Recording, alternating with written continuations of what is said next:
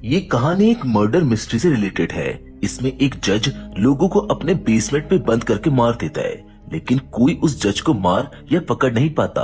अब देखना ये है कि ऐसा कब तक चलेगा और क्या कोई उसको पकड़ पाएगा।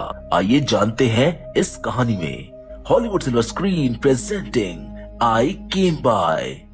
कहानी की शुरुआत में हम टोबी और जे नाम के दो लड़कों को देखते हैं। ये दोनों उन अमीरों के घर जाकर उनकी दीवार पर आई केम बाय लिखकर आते हैं, जो सोसाइटी में अपने अमीर होने का फायदा उठाते हैं और गरीबों को दबाते हैं। ये दोनों मिलकर इस अमीरी वाले सिस्टम से लड़ना चाहते हैं, इसलिए टोबी इनके घरों में आई केम बाय लिखता है। ये दोनों रोज की तरह ही एक और अमीर के घर पर जाकर उसकी दीवार खराब कर देते हैं और पुलिस से बचते हुए अपने अपने घर निकल जाते हैं, जहाँ टोबी बड़े आराम से अपने घर में जाता है ताकि उसकी सोती हुई मॉम न जाग जाए। अगले दिन हम टोबी के साथी और उसके बेस्ट फ्रेंड जे को देखते हैं, जो एक बहुत बड़े घर में काम करने आया है। काम के दौरान वो फोन में न्यूज देखता है। न्यूज वाले ये बता रहे होते हैं कि दो लड़के अमीरों के घर में आई केम बाय लिखकर भाग जाते हैं। तभी जे टॉयलेट ढूंढने इस घर में जाता है, जहाँ पर वो चुपके से इस जगह की एक डिवाइस की फोटो खींचकर और उसका पासवर्ड टोबी को मैसेज पर भेज देता है। वो उससे कहता भी है कि उसने इससे एडवांस डिवाइस आज तक नहीं देखा। तभी हेक्टर ब्लेक जे को देख लेता है। ये घर हेक्टर ब्लेक का ही है, जो एक रिटायर्ड जज और काफी अमीर आदमी है। हेक्टर ब्लेक जे को टॉयलेट का रास्ता बताता है, जिसके बाद हम टोबी को उसकी गर्लफ्रेंड नैस के साथ घर पर देखते हैं। नैस एक वकील है जो खुद जज बनने की पढ़ाई कर रही है। जे उसे हेक्टर ब्लेक के घर की फोटो दिखाते हुए कहता है कि आज वो इस बड़े घर में काम करने गया था, जिसका मालिक कोई हेक्टर ब्लेक नाम का एक जज है। नैस कहती है कि वो बहुत मशहूर आदमी है। वो अपने टाइम पर यहाँ की क्वीन के सलाहकार थे और लोग उनको सेंट ब्लेक के नाम से बुलाया करते थे। इसी बीच जे टोबी से एक कैफे में मिलता है। टोबी उसको बताता है कि उसने हेक्टर ब्लेक के बारे में सब कुछ पता कर लिया है। वो एक अमीर घमंडी आदमी है। हमें उसे ही अपना अगला टारगेट बनाना होगा, जिस पर जे उसे अब इस काम के लिए मना कर देता है। वो उससे कहता है कि वो अब उसके साथ ये बागी वाला काम और नहीं कर सकता। अब वो इस काम को करके जेल नहीं जाना चाहता, क्योंकि उसकी गर्लफ्रेंड नैस प्रेग्नेंट है। वो नहीं चाहता कि उसका बच्चा उससे मिलने जेल में आए। हमें पता चलता है कि जे पहले भी इस काम के चलते एक बार जेल जा चुका है। टोबी कहता है कि वो उसके बिना इस मिशन को नहीं कर पाएगा, पर जे उसकी बात नहीं सुनता। वो उसको सॉरी बोलकर घर आ जाता है। रात में टोबी न्यूज पर अपने किए गए मिशन के बारे में सुन रहा होता है। तभी उसकी मॉम भी घर आती है, जो एक साइकाइट्रिस्ट है। वो देखती है टोबी ने पूरे घर में सामान इधर उधर फैला कर रखा है, जिसकी वजह से वो उस पर नाराज हो जाती है। रात के 2 बजते ही टोबी हेक्टर ब्लेक के घर जाता है। वो जे के दिए पासवर्ड से इस घर के सारे सिक्योरिटी अलार्म्स बंद करके इस घर के अंदर घुस जाता है और दीवार पर स्प्रे से आई केम बाय लिखने लगता है। ब्लेक घर पर नहीं होता, पर सिक्योरिटी अलार्म बंद होने की वजह से उसके फोन पर नोटिफिकेशन आती है और वो घर के लिए निकल जाता है। अब अचानक से घर के अंदर टोबी को बेसमेंट से किसी के चिल्लाने की आवाज आती है। वो आवाज का पीछा करते हुए बेसमेंट तक जाता है, जहाँ पर उसको एक सीक्रेट रूम मिलता है। टोबी जैसे उस रूम के अंदर झांक कर देखता है तो उसके होश उड़ जाते हैं। वो बहुत ज्यादा डर जाता है। वो जल्द से जल्द यहाँ से भागने लगता है। इतने में ब्लेक भी आ जाता है, लेकिन टोबी जैसे तैसे करके वहाँ से भाग जाता है। पर ब्लेक को पता चल चुका था कि कोई उसके घर में आया था। टोबी डरा हुआ जी के पास जाता है और उसको बताने लगता है कि वो अकेले ही ब्लेक के घर में गया था, जहाँ बहुत बड़ी दिक्कत है। जी टोबी की कोई बात नहीं सुनता। वो कहता है कि उसने कहा था ना कि उसको अब इन सब मुसीबत में नहीं पड़ना। वो टोबी की पूरी बात सुने बिना ही अपने घर चला जाता है। टोबी को कुछ समझ नहीं आता। वो बिना अपना नाम बताए पुलिस को कॉल करता है और ब्लेक के घर जाने को कहता है कि उसने एक आदमी को अपने बेसमेंट में रख रखा है। अगले दिन पुलिस ब्लेक के घर की चेकिंग करने आती है। वो ब्लेक से कहते हैं उन्हें किसी ने फोन करके ये कहा कि आपने घर में किसी को जबरदस्ती बंद कर रखा है, लेकिन पुलिस को ब्लेक के घर से कुछ नहीं मिलता। पर जैसे ही पुलिस वाले बेसमेंट में जाने की कोशिश करते हैं तो ब्लेक उनको ये कहता है कि वो उनके कमिश्नर को जानता है, वो उसका अच्छा दोस्त है। वो उससे कहेगा कि कैसे आप लोग किसी के भी कहने पर मेरे घर की चेकिंग करने आ गए। ये सुनते ही पुलिस वहाँ से चली जाती है। बाहर टोबी भी ये सब छुपकर देख रहा होता है। उसको गुस्सा आता है कि ब्लेक को पुलिस वालों ने क्यों नहीं पकड़ा। अब रात को टोबी जब घर जाता है तो उसकी अपनी मॉम लिज से लड़ाई हो जाती है। उसकी मॉम कहती है कि वो हर समय बाहर रहता है और अपने फ्यूचर को लेकर कुछ नहीं करता, जिस पर टोबी कहता है कि आप तो वैसे भी मुझ पर ध्यान नहीं देती हो, तो अब क्यों इतना सोच रही हो, जिस पर लिज उसको एक चांटा मार देती है। दरअसल लिज अपने काम में कुछ ज्यादा ही बिजी रहने लग गई है, क्योंकि वो भी हर पेरेंट्स की तरह टोबी को एक अच्छा फ्यूचर देना चाहती है। लिज गुस्से में टोबी को घर से जाने को कहती है, जिस पर टोबी ये कहकर वहाँ से चला जाता है कि अब वो कभी भी यहाँ पर नहीं आएगा। अब उसी रात टोबी फिर से ब्लेक के घर से जाने के बाद उसके घर में घुस जाता है, लेकिन ब्लेक थोड़ी सी आगे जाकर अपनी कार को रोक लेता है और तभी उसके फोन पर सिक्योरिटी अलार्म ऑफ होने की नोटिफिकेशन आती है। वो समझ जाता है कि जो बंदा पहले उसके घर में आया था वो दोबारा फिर से आ गया है। वो बिना शोर करे वापस अपने घर में आ जाता है। वहीं इस बात से अनजान टोबी बेसमेंट में जाकर आज उस सीक्रेट रूम को खोल देता है और हम देखते हैं कि यहाँ पर ब्लेक ने एक आदमी को कैद कर रखा है, जिसके पूरे शरीर पर चोट लगी हुई है। देखने में ऐसा लगता है कि ये आदमी काफी समय से यहाँ पर है। टोबी इस आदमी से कहता है कि वो उसको बचा लेगा, लेकिन इतने में ही ब्लेक बेसमेंट में आने लगता है, जिसको देखकर टोबी यहीं पर छुप जाता है। ब्लेक उस सीक्रेट रूम में जाकर उस आदमी को देखता है। टोबी को लगता है कि वो पीछे से उसको मार सकता है, इसीलिए वो एक हथौड़ी लेकर उसके ऊपर हमला कर देता है। पर तभी ब्लेक उसके सर पर बैट से मारकर उसको नीचे गिरा देता है, क्योंकि ब्लेक को पता था कि टोबी यहीं है। वो टोबी को बैट से बार बार मारकर मार डालता है और उसको चलाकर उसकी राख को टॉयलेट में बहा देता है। इस बात को पूरे 3 दिन हो जाते हैं और अब टोबी की मॉम लिज को उसकी बहुत ज्यादा फिक्र होने लगती है। वो पुलिस में उसकी मिसिंग कंप्लेन भी करवाती है। जे भी लिज से मिलने आता है। लिज रोते हुए उसको गले लगा लेती है और कहती है कि टोबी कहीं नहीं मिल रहा। जे कहता है कि वो मजाक कर रहा होगा, चिंता मत करिए, वो आ जाएगा। डिटेक्टिव एला टोबी के केस को संभाल रही है। वो जे से पूछती है कि वो आखिरी बार उससे कब मिला था। जे झूठ बोल देता है कि वो उससे 1 महीने पहले मिला था। दरअसल जे नहीं चाहता कि पुलिस को ये पता चले कि वो और टोबी असल में क्या काम किया करते थे।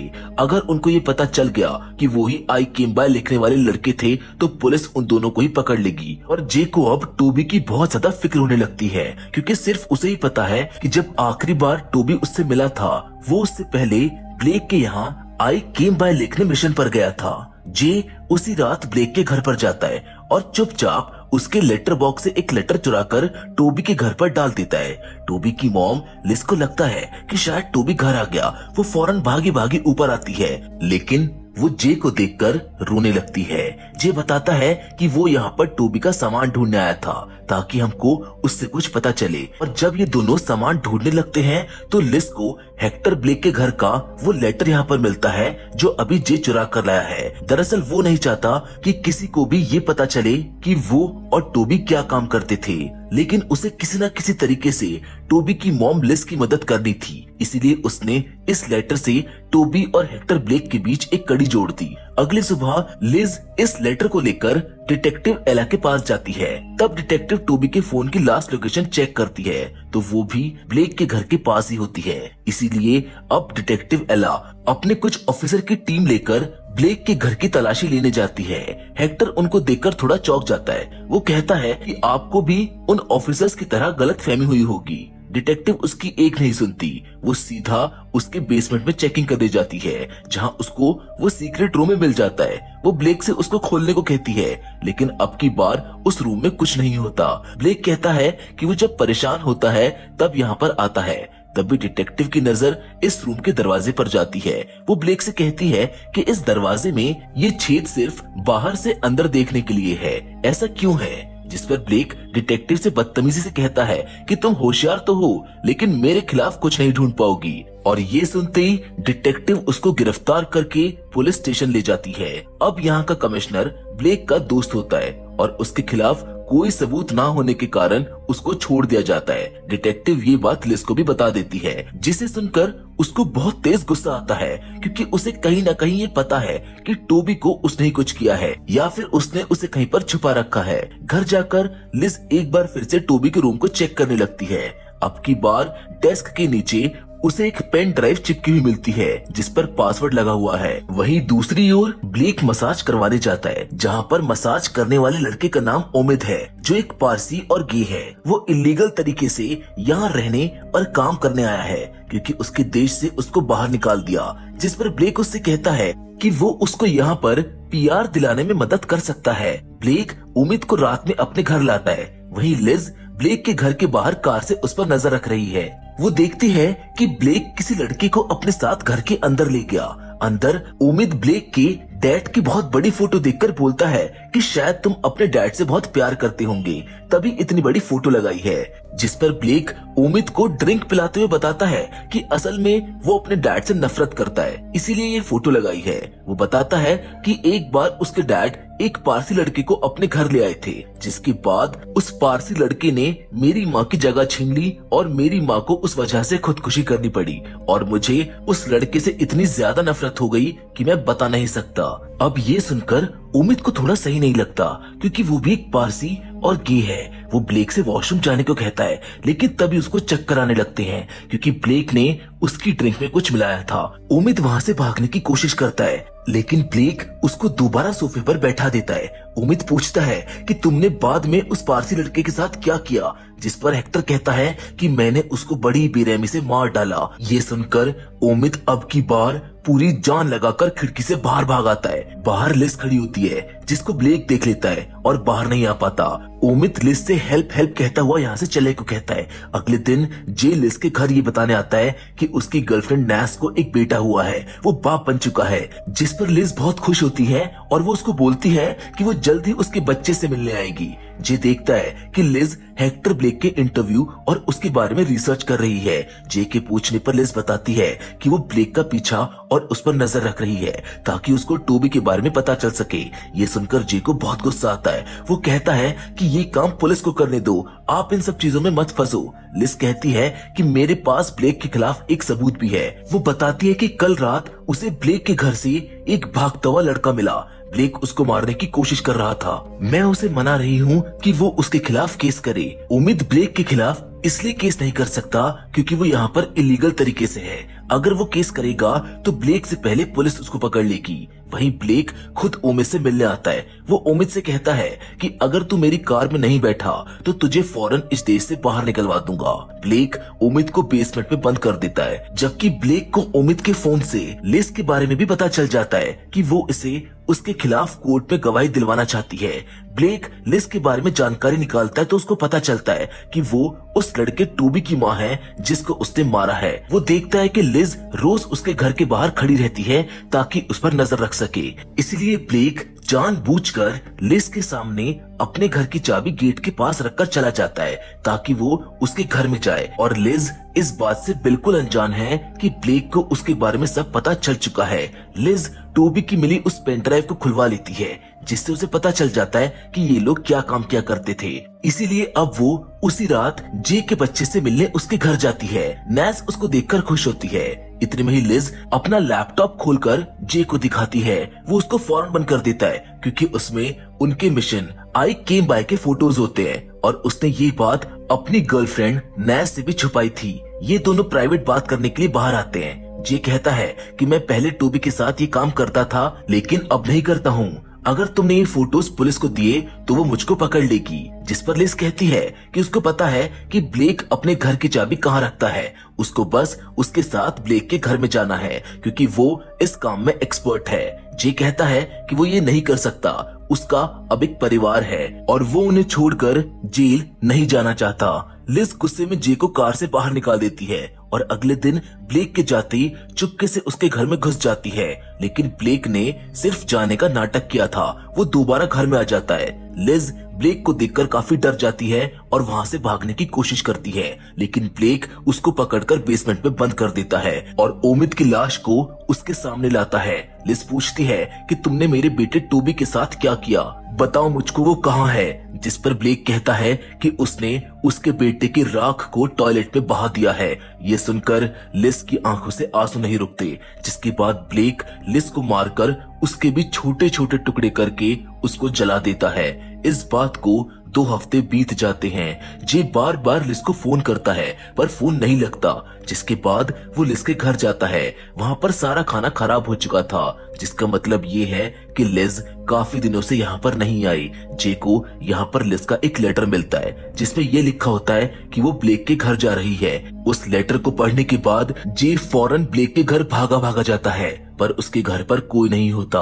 ब्लेक इस घर को छोड़कर जा चुका है। जे घर के बेसमेंट को भी चेक करता है, लेकिन वहाँ पर भी कोई नहीं होता। जे रोता रोता अपने घर जाता है और नैस से कहता है कि लिज अब नहीं रही, उसकी मौत मेरी वजह से हुई है। ये सुनकर नैस उसको संभालती है, लेकिन नैस अब कुछ टाइम के लिए जे के साथ नहीं रह सकती, क्योंकि वो जान चुकी है कि वो पहले क्या काम करता था और उसने इस बारे में उसको नहीं बताया। वो कहती है कि तुम्हें जो करना है तुम वो करो, लेकिन मैं तुम्हारे साथ नहीं रह सकती। जिसके कुछ दिन बाद हमें नैस दिखाई जाती है जो जे से मिलने आती है। अब ये दोनों साथ नहीं रह रहे। वो जे को बताती है कि हेक्टर ब्लेक आज एक जगह पर स्पीच देने आ रहा है। नैस को भी वहाँ पर बुलाया गया है। दरअसल जे लिज की मौत के बाद से ही ब्लेक को ढूंढ रहा है। वो जाते हुए नैस से कहता है कि ये सब खत्म होने के बाद क्या वो उसे अपनी लाइफ में एक और मौका देगी, जिस पर नैस कहती है कि अगर तुम सही सलामत आए तो सोचूंगी। जे ब्लेक की स्पीच वाली जगह पर जाता है, जहाँ ब्लेक अपनी स्पीच देकर एक सुनसान जगह की ओर जाने लगता है। जे भी बिना शोर किए कार से उसका पीछा करता रहता है। अब हम देखते हैं कि जंगल के बीचों बीच ब्लेक का एक घर है। ब्लेक के सोते ही जे उसके घर में घुसता है और वो देखता है कि ब्लेक सो रहा है। वो एक बैट से उसको मारने की सोचता है, पर तभी ब्लेक की आंख खुल जाती है और वो जे को पिलो से धक्का देकर भाग जाता है। जे घर में उसको ढूंढने लगता है। तभी ब्लेक एक ब्लेड से ब्लेक के ऊपर हमला करता है, जिससे वो फर्स्ट फ्लोर से नीचे गिर जाता है। इसका फायदा उठाकर ब्लेक जे को जान से मारने की कोशिश करता है, पर जे हेक्टर को नीचे गिरा देता है और अपने गुस्से को उस पर निकालने लगता है। वो उसको पंच मारता हुआ पूछता है कि तुमने लिज और टोबी के साथ क्या किया। हेक्टर अधमरी हालत में हो जाता है, जिसके बाद जे इस घर के बेसमेंट के सीक्रेट डोर को ढूंढ लेता है। उसमें वही लड़का होता है जिसे टोबी बचाने आया था और मारा गया। अब हमको पता चलता है कि ये वही पारसी लड़का है जिसके लिए ब्लेक के डैड ने उसकी माँ और उसको छोड़ दिया था। इसलिए हेक्टर आज तक उसको यहाँ पर बंद करके टॉर्चर करता है। जे पुलिस को फोन करके यहाँ से चला जाता है। वो कार में जोर जोर से रोने लगता है, क्योंकि उसको पता चल चुका है कि लिज और टोबी अब सच में नहीं रहे। कुछ देर बाद डिटेक्टिव यहाँ पर आती है और वो हेक्टर ब्लेक को बंधा हुआ देखकर काफी खुश होती है। तभी उसकी नजर दीवार पर लिखे आई केम बाय पर जाती है, जिसका मतलब ये है कि शायद अब जे इस काम को दोबारा करेगा। पुलिस हेक्टर को पकड़कर अपने साथ ले जाती है और उस पारसी लड़के को भी अस्पताल पहुंचा दिया जाता है, जिसके साथ ये फिल्म यहीं पर खत्म हो जाती है। हम उम्मीद करते हैं कि आई केम बाय की कहानी आपको पसंद आई होगी। बाकी आप हमको ऐसी और भी थ्रिलर मूवीज कमेंट बॉक्स में सजेस्ट कर सकते हैं। मैं कोशिश करूंगा कि उनमें से बेस्ट मूवीज पर वीडियो बना सकूं। रही बात इस वीडियो की, तो आज की वीडियो में तो बस इतना ही, लेकिन हम फिर से जरूर मिलेंगे, और वो भी एक और नई इंटरेस्टिंग कहानी के साथ। लेकिन तब तक के लिए धन्यवाद।